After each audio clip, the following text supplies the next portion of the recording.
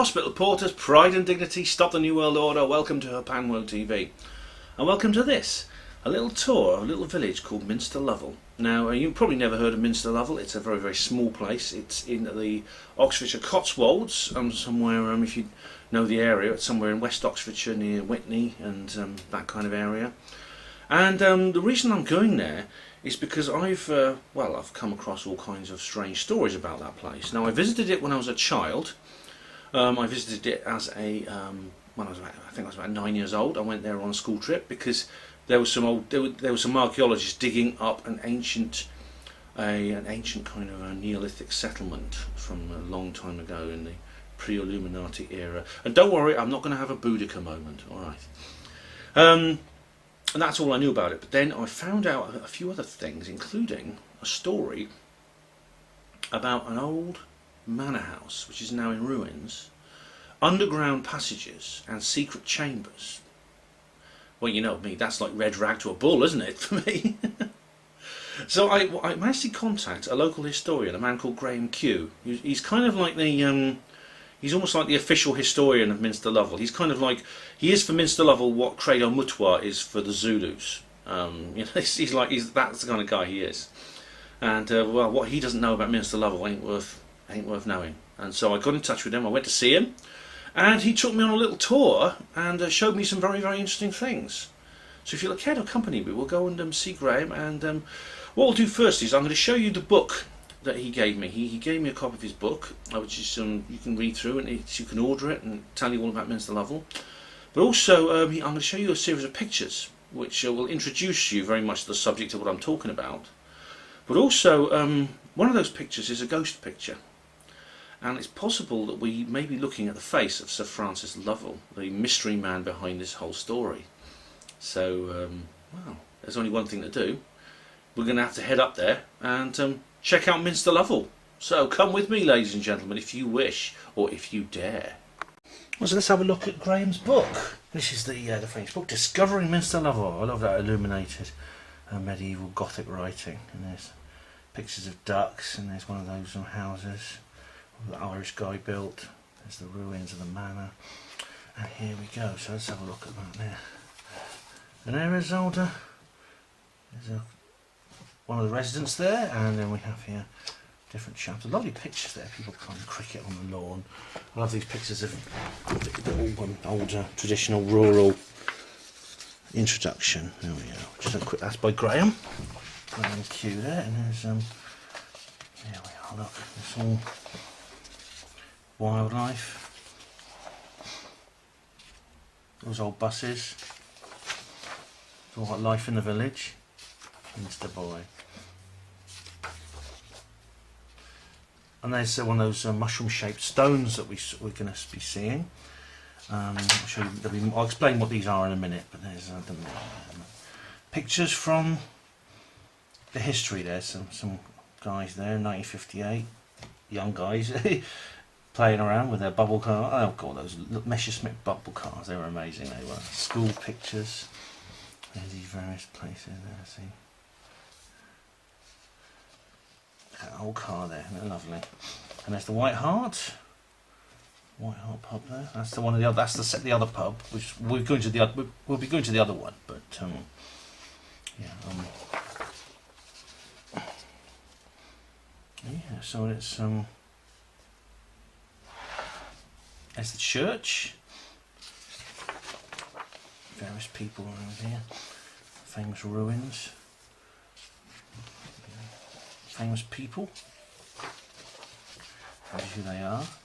And see, this is all I knew about it from when I was a kid. That it was a Neolithic settlement. You see a caveman there making some kind of pottery. There's out there, I think is Roman. Yes, there's a Roman thing there. We go forwards into the Middle Ages. The Norman period,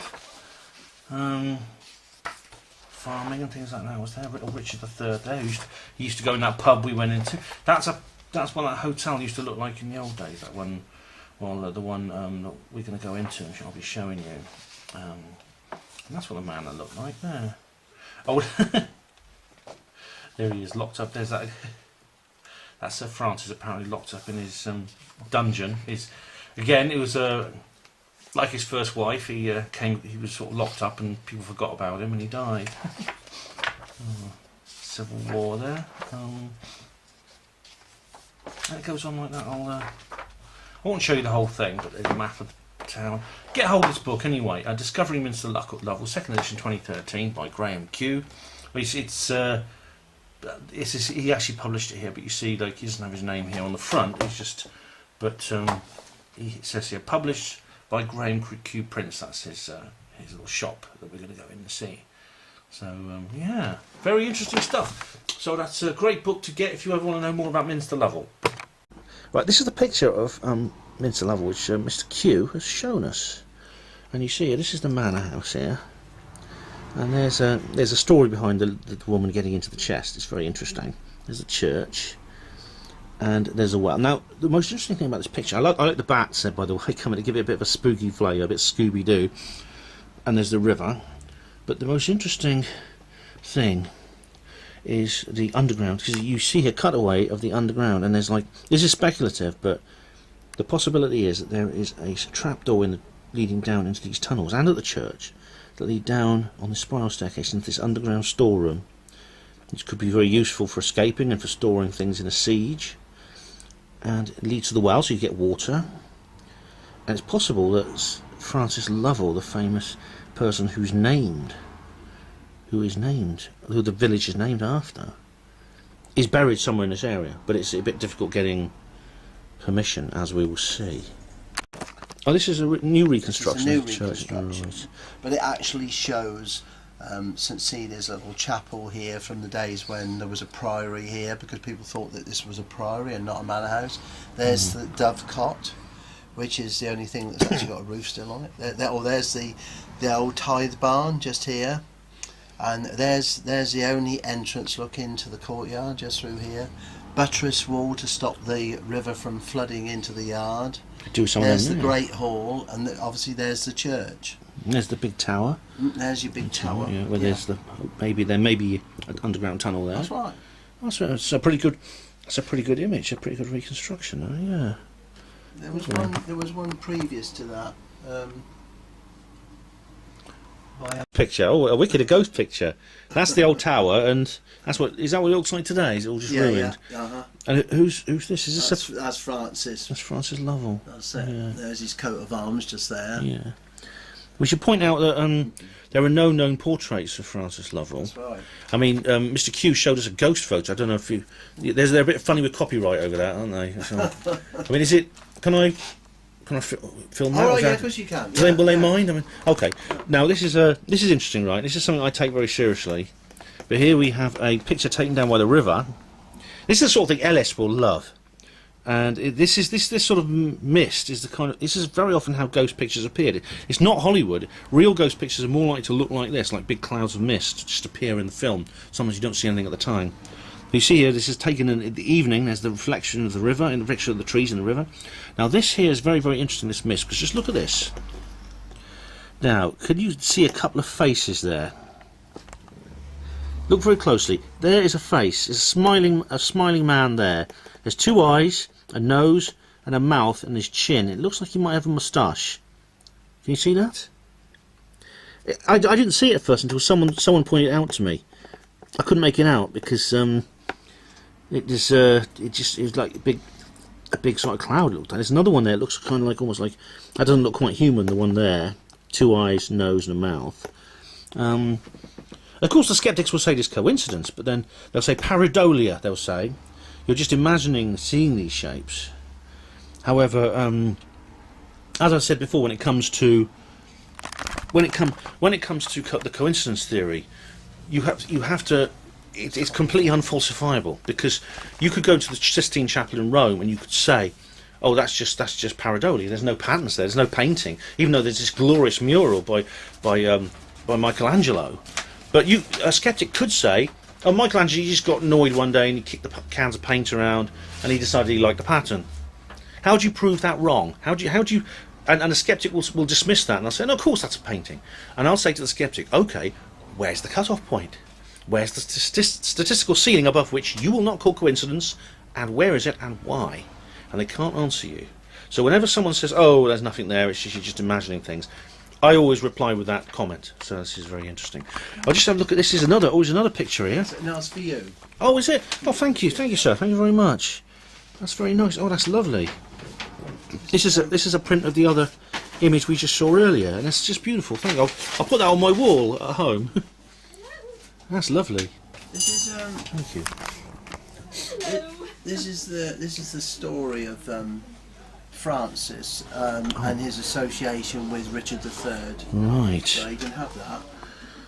Oh, thank you very much, This Richard. is, Feel free to pause and read.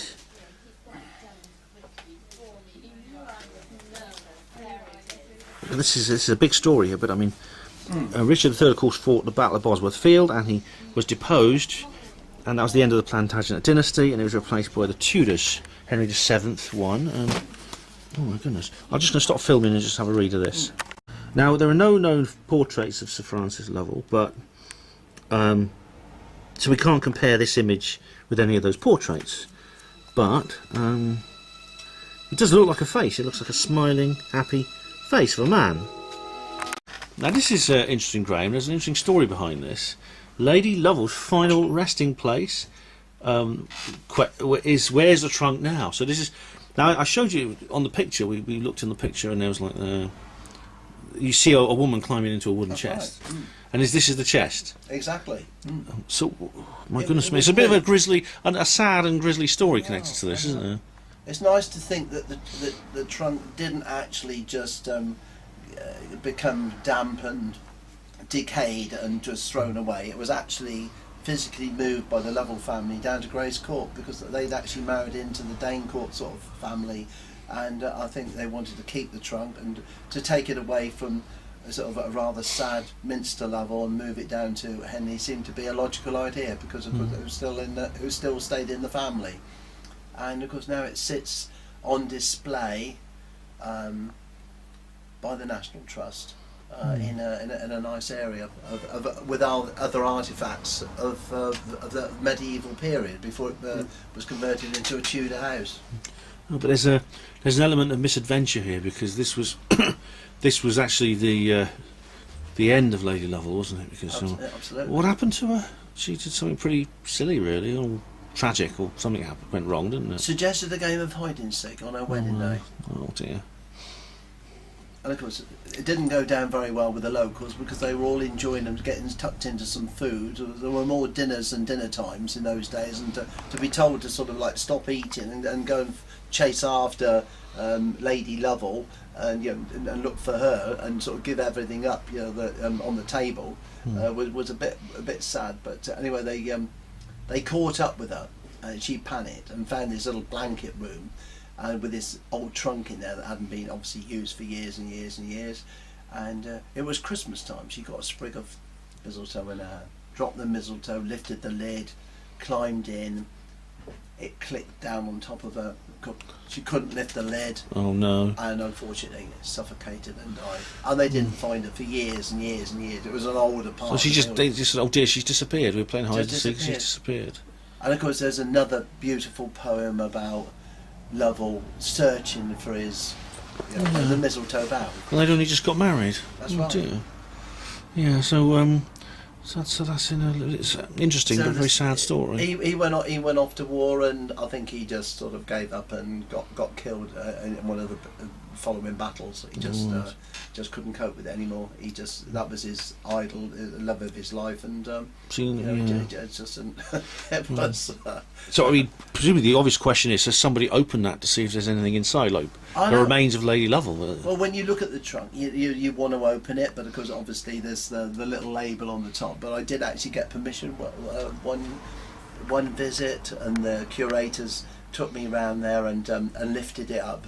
I looked. I was tempted to climb in, but but I just backed off. I didn't really trust myself. So, but it was beautifully decorated inside as well, with sort of lacery and carvings and stuff like that. And yeah, so it's amazing. That's an amazing thing. If you're ever in Henley, if you might get a chance to have a look. That's in Henley now, but it comes from Minster Lovell, and the deadly chest. Deadly chest, yes.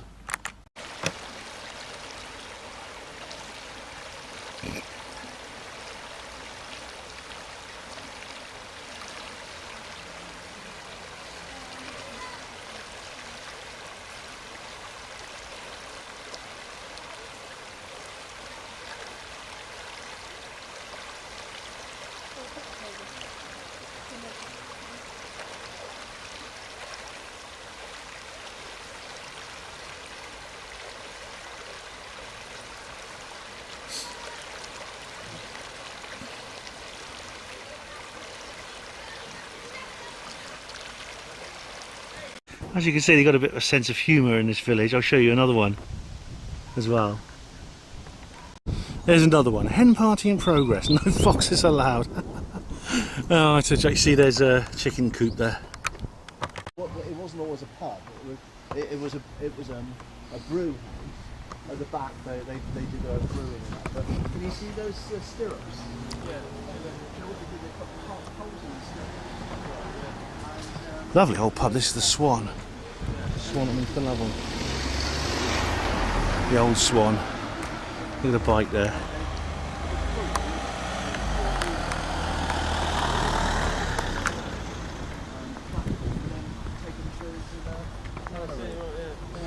This reminds me of the places where when I went sky watching in Devon. We were just saying about the little stirrups. Look where the poles would come out and they'd have a false floor here, so that the grain and all the sacks of grain could go up on top of the floor and then be pushed into the granary. Oh, nice. Before it was a pub. It was like an old, and the brew house was behind. You see how old this thing is? These are the hotel rooms above, are they? These are the bedrooms? That's right. Yeah, one of these. This one, the next one along is the Richard III room, and it's got a mural on the wall on the inside. But I expect it's all left. Is that where Richard used to stay? No, his retainers would have stayed here. All right. Amazing little place. Amazing pub, isn't it? That's the old village cross there. Which would have actually been in the front, down the front here, but obviously it was demolished probably by Cromwell or taken to pieces during the Reformation, and when they didn't want crosses and stuff like all showing around in places. And but the gardener, he doesn't have he has strawberries all over the place now. Hey, all right. Yeah. I'm going to take my friends just up through the gallery. All right. Okay. So this would have originally been like a big tall thing with a big tall thing cross. A big tall cross with a big cross on the top, and it would be standing just in there, and so obviously a feature of the village. Yeah. But of course, with the cars and that come in, more and more cars. And do you know what this is? I've seen a few of those around the place. What are these? I've seen them in several villages. These are staddle stones. Right. So you probably have 2 rows of 10 of these, all in lines, two sets, and a floor on top, and the granary would sit on top. And the whole idea is that to stop the rats and the mice getting in and eating the corn, they couldn't come up and go under and come up like that. So there'd be a big barn sort of, or like structure on top of these. And these were the bases for so it'd be raised above the ground. So they'd be elevated up. Yeah. But of course, something like this, an original staddle stone like this, would be worth something in the region of £400 to £500. So you can imagine that the white vans do make sort of regular visits up and down old village streets now, helping themselves to staddle stones, but £400 or £500 a time. I had one in my garden, and they pinched the top a few months ago. Oh dear. And but if you go into garden centres, the original pieces, the original like those, £400 to £500. Because I've seen many of these. Those are imitation. Those there, you see. Right. They're not the real thing. But this is actually a proper job. This one. Yeah, that's lovely. There we are. There's the old willow. This is a beautiful spot because there's the River Windrush over there, and there's this beautiful little place. There's a car coming, but there's Graham's going to show us the rest of this area. Look at this, isn't it lovely? Look at those. Look at this place. Over here, so you've got the Old Swan, which is dating back to the 1400s. Here, really old fashioned with the jetted front gable end, and then of course you swing round here to the mill, and of course this is only 100 years old. Oh, this was actually built using the stone Yeah, using the stone from the mill. Oh right, yeah. So when the mill had finished its working life, it was demolished, and they used the stone, and the local builders, Pethers, rebuilt this. This was actually the miller's cottage, and they built this palatial, beautiful house using the stones. And you'll see when you it's ultimate recycling, recycling the stone. This pennant here. It looks like we've got some flags here. There's British, there's USA and China, I believe. Well, Peter de Savary was one of our famous sailors. Oh, right. He was in the America's Cup. Yeah, he got involved in that. So wherever he goes, he likes to put one of these stands up and put a load of flags on. Oh right, I see. So the council tried to take it down, but he refused. Oh. So you got the Indian Jack at the top. Yeah. Oh, it's really colourful. Yes, and there's that's USA there. There's Old Glory, and there's China. Cup, wasn't he? That's China, yeah. He was in the English team. They lost, but I used to follow these yacht races, but not so much anymore. I'm just gonna. This is a very unusual spot. There's lovely garden furniture on this terrace, and it says over there, "Beware." What was I saying? Is this another jokey sign? Fast-moving water. Children must be supervised at all times, or they get fed to the sharks. I don't know. That's the River Windrush, which is a lovely name. That is. It's a tributary of the River Thames. And there's something weird on that tree over there. I can't quite make out. There's a door on the tree. Mr. Happy's house. Right. That's quite something. This is a lovely spot here. We just moved a little way inside, and this ivy-clad building here. This is the 19th century comparatively new Swan Hotel. We come around the back of the old mill with this ivy on it, and then there's this lovely little yard here with these old buildings, these old houses, and these saddle stones. Some more of these saddle stones. Are these original saddle stones, Graham? No, these are. But you can see the millstones are original. See the millstones? Yeah, I see millstones down there. In the yes. display in the garden. That's right. Yeah, there's a millstone. Obviously came from the mill.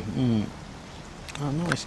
This used to be the mill. I also found something. We also found the first thing that Graham doesn't know about, which is the Mr. Happy's door. Yeah. It's the only thing so far he doesn't know about in this village. There's probably a secret tunnel under there. Oh, we're looking for secret tunnels. Take us up to the church. Hey, well, we're looking for secret tunnels. We'll come to that in a minute, but that's what we are looking for. So we're going to proceed away from this lovely yard to another point of interest. We're going over this little bridge now. What does this say? Security. Oh, it's something to do with. We're keeping an eye out 24/7. So this is actually the remains of the front of the mill. This is all that remains. This wall here, and behind here is the workings of the mill. But so this is the mill race on the outside. So this part of the river joins up with the other part of the river farther down. But there were 32 mills on the Windrush. Can I just get a shot of this bit? Is that all right? Thanks, guys. I'm just gonna. And there's the river there. There's the River Windrush. Look at it. It's like is that a labyrinth in the garden there, Graham? No. It's just like circled. It's a crop circle. It's a grass circle. Yeah. So is that where they're cutting, haven't they? Maybe it's just the way the mower's been. Yeah. It just sort of yeah.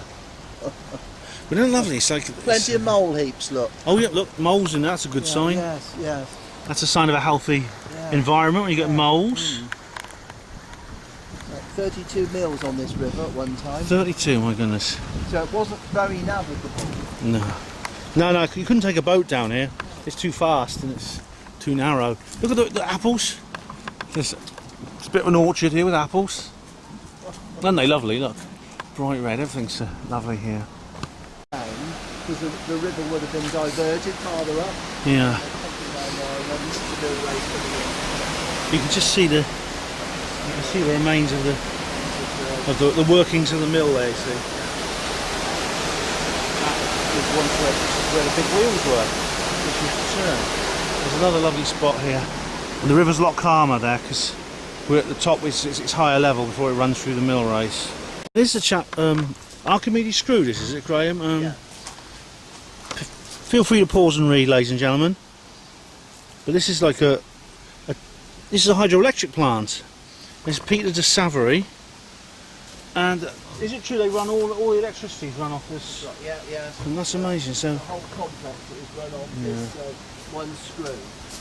Nice, it's half a meaty screw. So, and there is. Is that when it opened? That's the official opening. Nice. We've had look at a few more other places. There's a croquet lawn over here. This is lovely, and that's where it was going to be laboratories. Over the top there, you see the laboratories over there. It was going to be a medical research centre. And we can walk through those that little bridge over there, and go over the flat concrete bridge. What we'll do is we'll walk down to the top. Okay. So that's what it looks like in this. This water just flows through and it generates electricity, spins a turbine, generates electricity. Oh, nice. Oh, this is lovely. There's a little gazebo here. Let's have a look through here. Okay. Oh, yeah, Graham has taken us on a tour of the hotel. Now, we're in the Old Swan. I think, am I sitting in Richard III's seat? But Richard III used to come in here, and we've had a big tour of the hotel. It's like there's a medical research place, and God knows what they were doing there. But we've now come to have a little sit down and a drink in the Old Swan Hotel, which is a really, really old pub. As I said, Richard III used to come in here, so it's that old. So it's at least 15th century. The hotel itself is very, very grand. It's modern. It's just been rebuilt, and there's like a spa where there's a little swimming pool and a sauna and things like that. And there's a conference centre and things like that. And well, if I could afford it, I'd have the Dreaming Saucers conference there, but I don't think I can. But we're now just in the pub. Oh, I'm just now in the pub having a drink. We're going to have something to eat. Look, this is the church at Minster Lovell. It's quite something. Now, Graham showed me some drone footage of this earlier. I don't know if it was by it's not by Matthew Williams, it's by someone else. But you see, it's a very, very sizable graveyard. This reminds me of when I went sky watching in Devon a couple of months ago. It really does. So, this is where the underground passage might be, Graham, in here. Is that right? Oh, I'm convinced it is. Yeah, it's. I think we've got to push a wall or tweak somebody's head for an opening to appear in the wall. It could be today, couldn't it? With a bit of luck. Oh, let's see how we get on. Let's give it a go. We're going to head in there now. Okay, we're inside the church now, and this is the sanctuary of. Well, Graham will explain in a minute. Do you think it's somewhere around here, Graham, is the secret passageway? It could be linked to the spiral staircase that goes up through the wall. Spiral staircase? Which is just through, which I've got the key to, which we're going to have unlock in a moment. Right. And have a look at. But it may well be that one of these flagstones comes up, or St Kennel's. The wall pulls in. But this is Francis Lovell's grandfather, who came back from the French War. It's a lovely marble crypt here. It's all been restored. This was the actual the Lovell crest is this one here. Oh yeah. But he was called Lovell the dog. I would have thought that maybe that this would have been a dog on the top of his helmet. But it isn't. It's a lion. You see the lion? Yes. And if you crank that round, it would be nice if this tomb just moved across. You press his nose or something. Yeah. But if you look at this, he was Lovell the dog. Now, why isn't this a dog? Oh, it's a lion. Yeah. It's a lion. He's got a lion on his feet. Yeah. So the actual, it may be underneath one of these flagstones, the passageway, in this little. Yes. In this little chapel here at the side of the church, in the transept. Transept, this is called. That's right. This is the south transept. Yeah. If you look across, that's the north transept, and that was called, or it still is, it's called the Crawley Isle. And it's called the Crawley Isle because the next village along is Crawley. Okay. They don't have a church. Right. So the people from Crawley came up here and they would sit in those pews. Yeah. And hopefully, by this time next year, they'll be finishing off the construction of a visitor centre in there. Right. And there'll be toilet facilities and a little tea room, but there will be all sorts of exhibitions and displays of things to do with the village, which will include Charterville. Oh, brilliant. So hopefully brings some more people to visit. Where's the and you mentioned there was a place where the lepers used to stand. Right, the lepers squint. We walk up through the. There's a choir here, and we're heading up towards the. We're heading up towards the sanctuary, and there's the. Oh, look at this old organ here. Yeah. And that was If you look through. Oh yeah. Oh, that's where we were looking from outside. We were looking from outside there. So the lepers, they could just see the. They could see the Holy Sacrament being raised up, and you can just see that there's a door across the hole in the wall, unfortunately. But if that was opened up, you could actually look through. Yeah. And then the Holy Sacrament would be raised up there. Oh, so this is that's not really. Let's see if we can open up the Okay. passageway. Yeah, right you are. Now we just opened this secret door. Well, it's not so secret really. It's just tucked in behind this this bookstall, and I'm now going to go in there. And this is really old. This door's not been opened for years. And Graham, you're the only man with the key. Yeah. Graham's the only guy with the key, and he's just opened this for the first time in bloody years. So I'm going to try and get up there, but it's so narrow. It's like a spiral. It's like a spiral stair. I don't think I can actually fit through. You've done it. You're good. Bit of heavy breathing. Bit of atmosphere. Yeah. So there's. Bye. Do you know what? I can't. It's. I wouldn't be able to turn around. I don't think I can. You can. It's not a dead end. You can turn around at the top. Okay. It's just I've got to put my right leg up. Okay. Yeah. All right. So it's my osteoarthritis is getting to me.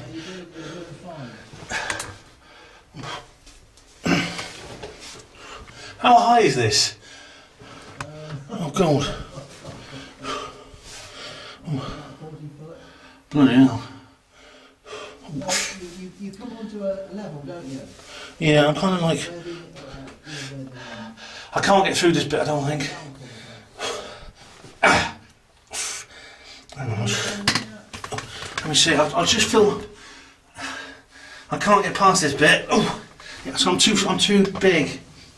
I'll come down. Sorry guys. Sorry, Paranormal TV viewers. I can't get up this stair.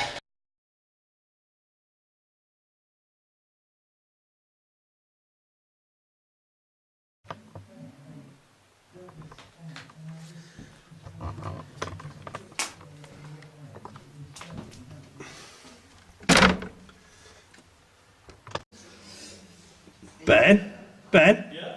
Do you want to speak? I'll film you. You can speak if you like. Ready? Did you got the ladder? No, I haven't got the ladder. There's a ladder that goes up to like a ceiling. Yeah. Well, is there like a trap door there or something? Yeah. Are you just purely in the belfry then? Yeah. Where the strings are sort of. Yeah, I can see the cords. Yeah. So if I go up the ladder, then where does that go? Well, that goes up to the bows. Oh, I'll have a look. Oh, see, it is quite rickety, isn't it?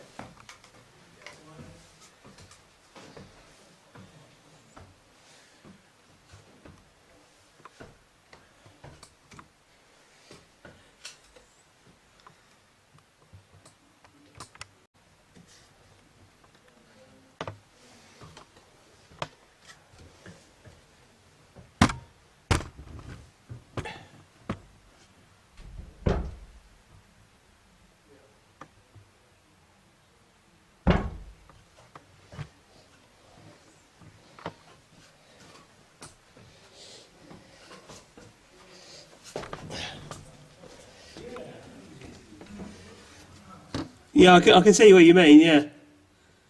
I've been up to the top of the ladder, but it's a bit rickety. Yeah, I know. you lifted the trap? I just lifted it, yeah. Yeah, so the bell's got there. Yeah. You can't get a picture of that sculpture of the... Oh, right, yeah, it's getting this up there. At the back, yeah. Unless I can take it off the tripod. Well, if I take off the tripod, yeah, I'll do that.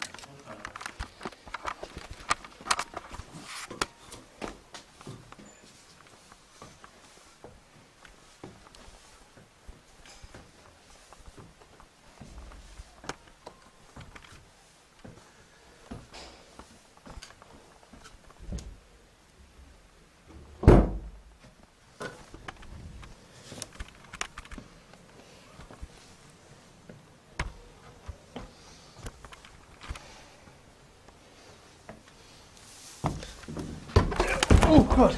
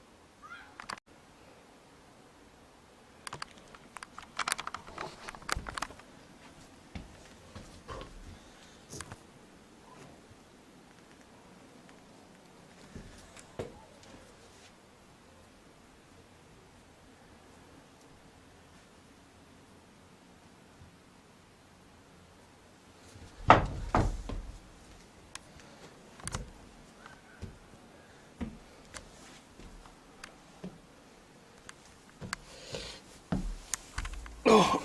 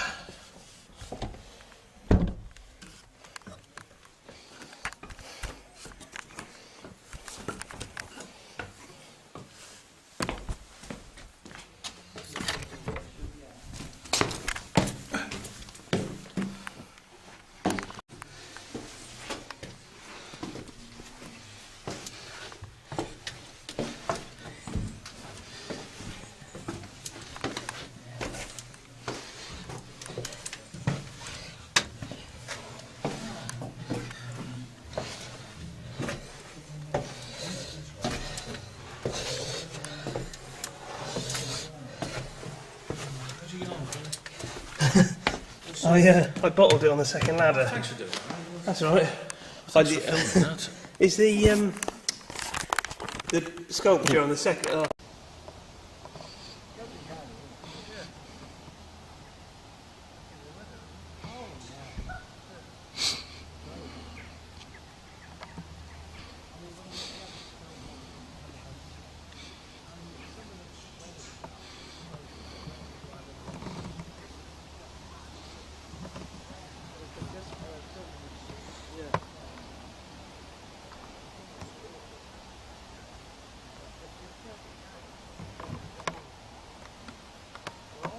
Right, climbing into the old oak chest in Yeah. the southwest tower, you can see the steps going up the tower. This is the ruins now, folks. These are the ruins of the old manor. Oh, I see the steps. Where? There's looks like parts of steps there. Look at these. Look at the people. There's a lot of people there today. It's busy. Well, it's Saturday afternoon, I suppose.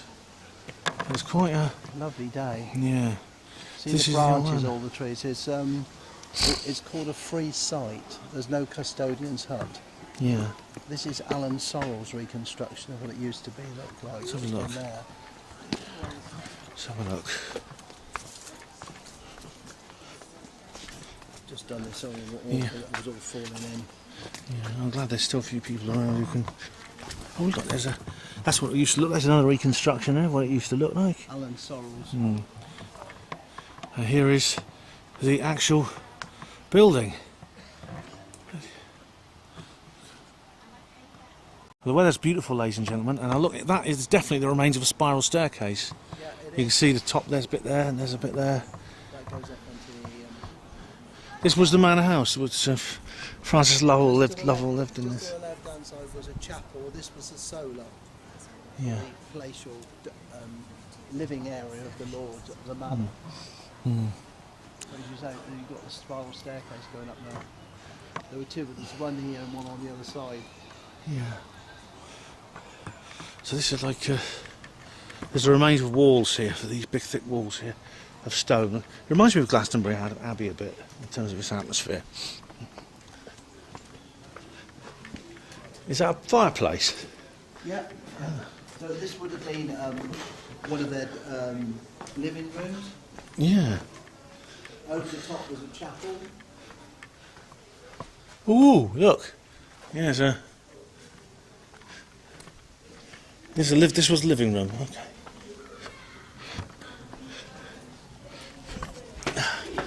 And this is, look at this, the Great Hall. This is a ventilating shaft up there. See, they didn't have any windows open or anything. It was they had a central fireplace. Right. So of course the smoke went up, and it just filtered through out through that top big hole in the wall there. Yeah. On the gable end. Yeah, I see that, yeah. See the aircraft going across. Oh, there is one, yeah, it's a plane going on up there. All the walls were plastered in this lovely cream medieval plaster. Yeah. Is this a little bit of it that's left? It was like this all over, outside and inside. Yeah. I'll just stop filming for a bit. That there's the dovecot. It's the only intact area of the manor left. It's where they kept the pigeons and things, and for eggs and meat. And there's the exterior of the wall. So we're going to go and examine more of this. As you can see, it's like not left, not a bit left. Go down by the tower. Yeah, where the passageway was. Yeah, There's a well over there. I'll come look at that in a moment. That's what I'm saying. There's quite a fretwork of underground channels. Mm. But you see, when they lived there, what they would do, and like you know yourself, they would have probably stayed here for a couple of months, and then made a right mess of the place. Everywhere would have been clogged up. The drains would have got clogged up, and everything. They didn't have a very good drainage system, and then they would move on to one of their other manor houses, one of 80 manor houses. Oh, right, so you can take their pick. Yeah, they take their pick, yeah. And then everybody would have a clean up, and then they get ready to have them back again. Oh, right. Just going to look at the well. Look at the well, man. There's two wells, one well. Okay. Was this the one where the secret passageway allegedly went? Well, I think it was more on this one. Okay, let's have a quick look into this well. Don't fall in it. Oh no, come on. You can see that this is they've gone to enormous lengths, and so people. Whoa, look at that! I can see how deep it is. There's another well. I don't know if this is the one where the secret passageway leads. Again, it's not very deep. It's pretty filled in. And you can see the remains of rooms here. So these would have been like proper walls. And These are the private quarters coming down on the. You've got the horseshoe shape now, haven't you? yeah. This is the piece coming down to. This was obviously. And here's the tower. This was Francis Lovell's tower that he built. He would have built the other one. Obviously, Yeah. had more The remains of the tower. But you can see a spiral staircase going up inside that shaft there. So you can see there's a shaft and there's a spiral staircase going up there. And there's quite something. There's another well over here. Let's have a quick look at the other well. Yes, it's. I'm just going to have a quick look in this well. Is this the one we saw before? I don't think so. I'm just going to notice. No, is this? We've not seen this one, have we? Oh, we did, I think, yeah. Oh, yeah, there's another one almost filled in. Okay. So, Graham, the big question is, Francis Lovell, where's he buried, do you think? Is he buried somewhere on this site? Well, I'm convinced he came back to his ancestral home. He was offered free passage. He was offered free passage to go to Scotland. He could have gone to Flanders. But, he had that gut feeling. He wanted to come back to the home where he was born, his ancestral home. Possibly pick up with his wife, and she was waiting here. They had no family, but she was obviously anxious to know what was going on, and she may have had messages from from you know, messenger boys and stuff. But you know, he definitely made his way back here, and one of his trusted servants was shown the secret hiding place that had obviously been a secret through 2 or 3 generations of Lovells, and once that secret hiding place was divulged to his trusted servant, you know, then he could then feel that he was going to be looked after. But unfortunately, the servant had an affliction of a serious illness and died, and couldn't get a message through to anybody else to save Lovell and stop him from being dying of starvation in this secret hiding place. But this is, I think we're standing within a few feet somewhere of where this place is. Wouldn't it be nice if we could find him and build a visitor centre over the top? Well, that would certainly put Minster Lovell definitely on the map. I mean, it would. You were saying earlier about the fact that the builders in 1709 broke into a room and they found a body which just a remains of a body sitting at a desk, and again, rather like his poor first wife. He was left entombed somewhere and couldn't get out and died. The poem of the mistletoe bough, the lovely Lovell bride. It was just got married at Christmas time in that magnificent church. You know, wandered down with her husband, young Lovell, into that palatial Manor hall to have a spectacular wedding feast, and then halfway through, totally bored, suggests a game of hide and seek. Goes off. Finds this trunk in an old part of the building that people hadn't been there for years, and climbed in there because she was panicking, obviously, and it clicked down on top of her. Oh dear. And sadly she suffocated and died. Yeah. A double tragedy. Yeah, definitely. You know. So he's somewhere. I mean, there's lots of passageways. There's secret chambers. Graham believes there's tunnels under here. Yes. I mean, look, you never know. You see, we might. As I said, we were trying to find one earlier in the church, but this is like, this is something else. This is, this looks like some kind of water channel. I think this was all to do with a tannery at some stage. You know, probably in the 18th century. This has had multiple uses for farming and tannery, and other uses. But you know, before that, when this place was built, you can't tell me that even as kid-like, you know, even they were grown-ups, they would like to build a few hideaways. I mean, we're talking about a time in their lives when we had the Wars of the Roses going on. You know, things were it was serious business. You know, you had to watch your back. I mean, looking down there to the southwest tower, I can actually show you a gun loop built in the wall if you want to have a quick look. Yeah, sure, we'll do. And there's the outside of that shaft with the spiral staircase in. Looks much better preserved from this side. There's the river. And the one up the top, look at that one there, look at that huge big house on the top. It's quite scary, isn't it? Oh, yeah, that's a big pipe sticking out. That'll keep evil spirits away. And then something that you never notice in the month of Sunday. There's the remains of the plaster as well. Yeah, all this would have been plastered. Yeah, all outside. Here's the remains of the plaster, still there after all these centuries.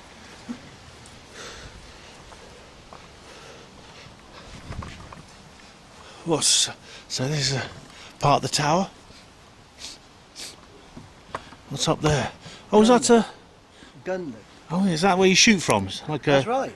A place you can shoot out of.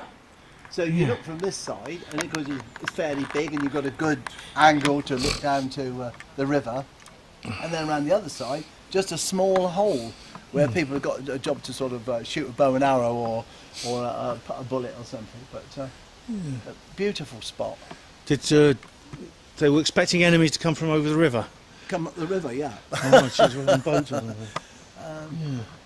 It's possible there may have been another entrance to the manor house from across the river, down by the White Bridge. Yeah. But, you know, it's a big area. This was a palatial manor house. I mean, they used the finest stone. They used the wood from Wychwood Forest. Nothing was spared. You know, when you look at the windows and the decoration, and the whole building was covered in this beautiful cream plaster inside and out. It looked palatial. I mean, it's a testimony to how palatial it is that even after all these centuries, much of it's still standing. Exactly. So it's just really very sturdy.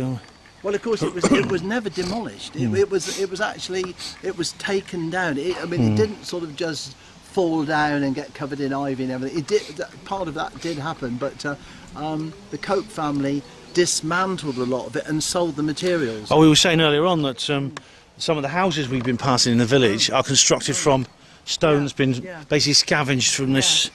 They actually cannibalised the raw materials from the walls. It had seen its day. It didn't have central heating. It wasn't popular anymore.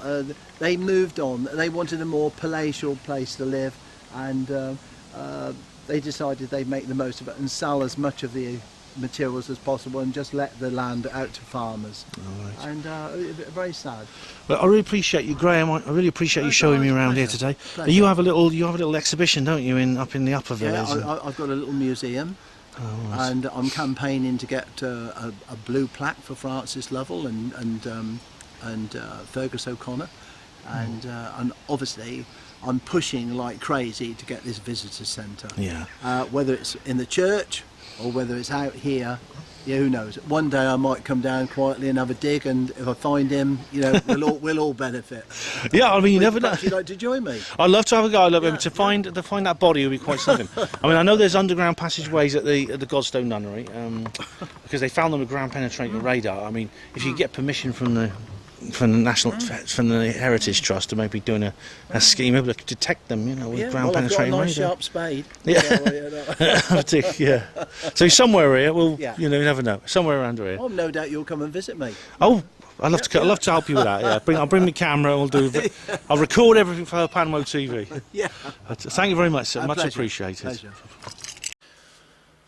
Well, what can I say? That was really, really an enjoyable day, and I want to thank Graham Q for giving me his tour of his village that he loves so much.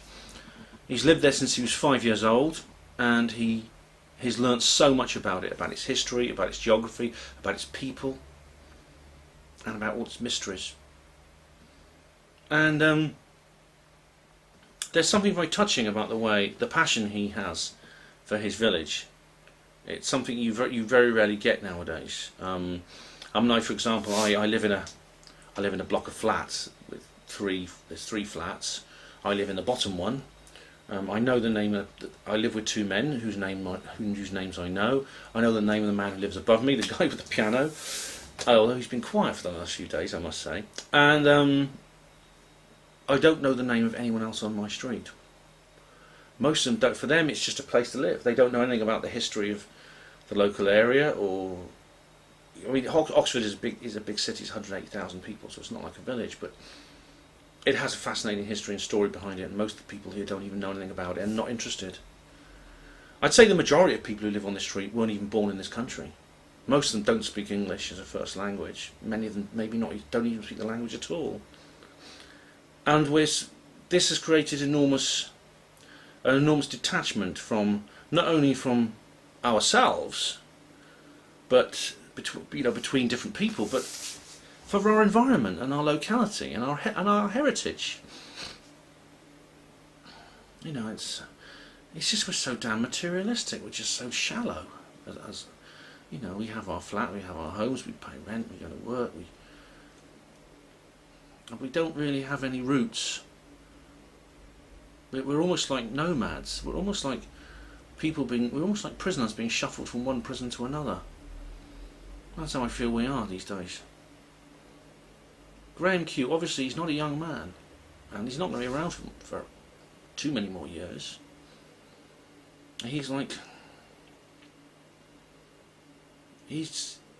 for someone like him who has a connection with his home and with his community is really something remarkable. It's something that people used to have, and you don't have to live. You see, you might say, well, it's because I live in a big city of Oxford, right? So, therefore, that's why it's different. Little villages are different. But my grandmother lived in Bristol, which is a bigger city than Oxford, and she was born in 1911. And she said when she was growing up, she grew up in conditions which, by today's standard, we would call abject poverty. She got one pair of shoes a year when she was a child, when she was growing up. and used to have to make them last. And if they split, she sewed them up. And if there were holes in the soles, she used to fill them with chewing gum. She used to, it's a usual thing. Stop chewing, stick it into the boot, into the shoe, into the sole of the shoe. And she used to do that continuously. But she knew the name of everyone on her street. All the girls married local boys. The boys went to work in the local factory. And they were born together. They grew up together. They lived together. They died together. There was a time when the whole world, certainly all of Britain was like that. It's not like that now. I think I've talked to people. The closest relationships I have at the moment, apart from my daughter who lives locally, and my dad, who both live locally, luckily, and my brother who also lives locally. They live in different places, but they all live in Oxford. So we all live in different places, but we're still a family. Apart from that, I regularly socialise with one person, and that is a guy who's a porter at my hospital who I'm still in touch with. The two guys I live with, I know them, and I talk. I don't really know them. Not really friends. We get on, we live together, but we don't socialise together. They're Sudanese. They socialise with their Sudanese pals, That's the closest relationships I have, apart from my family, are online. People in the UFO, paranormal, conspiratorial community.